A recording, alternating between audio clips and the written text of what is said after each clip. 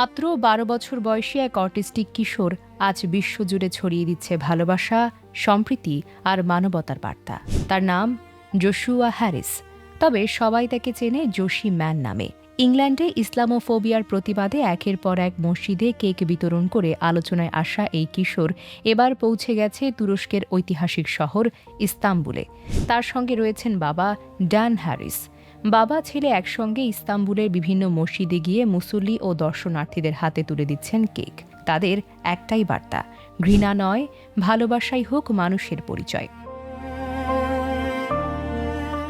জোশির ভাষায় তারা এমন একটি বাস্তব চিত্র মানুষের সামনে আনতে চান যেখানে ইসলাম, মুসলিম এবং মসজিদকে ভয় বা ভুল ধারণার প্রতীক হিসেবে নয়, বরং শান্তি, মানবতা এবং সৌহার্দ্যের প্রতীক হিসেবেই দেখা হবে।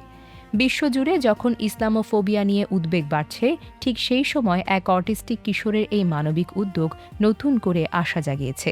ছোট্ট এই প্রচারণা ইতোমধ্যে অসংখ্য মানুষের হৃদয়কে ছুঁয়ে গেছে।